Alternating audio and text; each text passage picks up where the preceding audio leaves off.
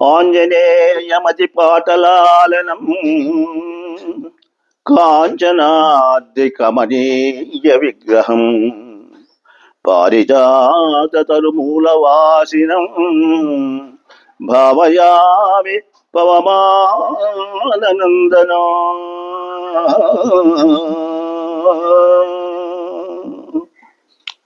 శ్రోత మహాశైలకు, ప్రేక్షక మహాశైలకు అభివందనములు.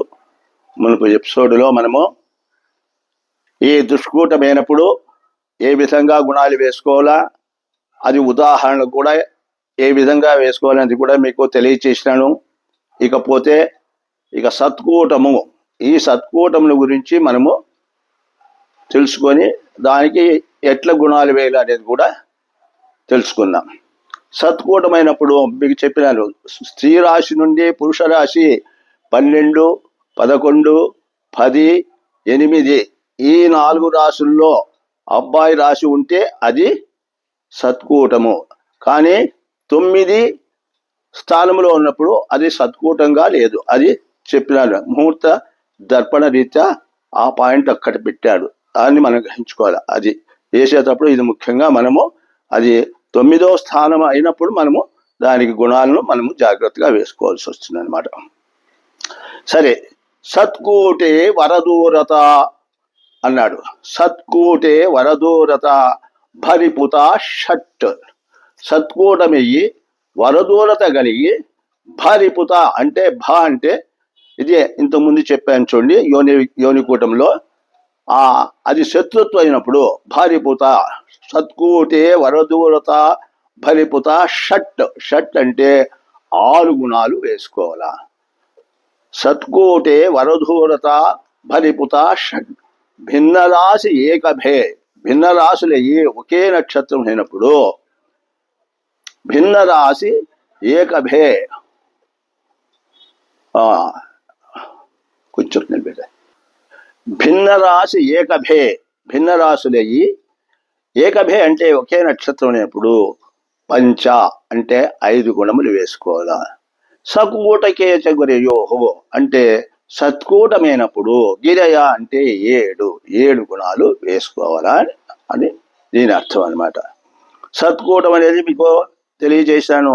మరి ఇప్పుడు ఈ యొక్క వరదూరత భరిపుత అనేది విషయం కూడా అక్కడ దుష్కూటంలో ఎట్లయితే చెప్పినామో అదే విధంగా ఆ భారీపుతాను మనము తెలుసుకోవాల్సి వస్తుంది. అది గ్రహించుకొని ఈ సత్కూటమై వరదూరత కలిగి భరిపుత అన్నప్పుడు శత్రుత్వమైనప్పుడు అంటే ఆ యోనిమైతే శత్రుత్వమైన యోనికూటం శత్రుత్వమైనప్పుడు దానికి భరిపుత షట్ అంటే 6 గుణాలు వేసుకోవాలా అని ఉండేది.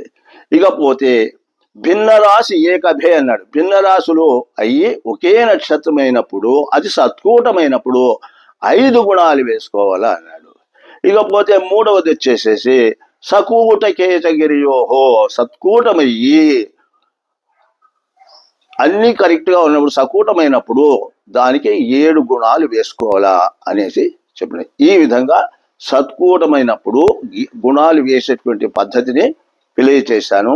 ఇప్పుడు మీకు ఏకభే అన్నాం చెప్పండి చూడండి. ఆ ఏకభే అనే దాంట్లో ఇప్పుడు మీకు కృత్తిక, మృగశిర, పునర్వసు, ఉత్తర, చిత్త, విశాఖ, ఉత్తరాషాఢ, ధనిష్ఠ, ఉత్తరాభాద్ర ఈ నక్షత్రములు సకీట కుటుంబంలో ఒకే నక్షత్రమైనవి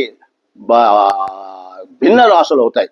అటువంటి భిన్న రాశులు సత్కూటమయ్యి మనకు భరిపుత అయినప్పుడు 6 వేసుకోవాలా.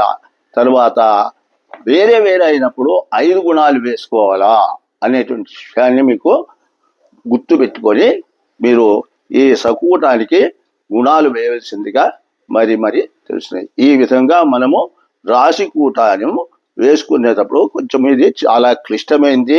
అక్కడ వర్షకూటము ఏ విధంగా క్లిష్టమో ఇక్కడ రాశికూటం కూడా కొంచెము కష్టమే. ఇది గురుముఖంగా తెలుసుకుంటే మనము కొంత మటుకు వేయగలుగుతాము. ఇక్కడుండే ఈ రెండు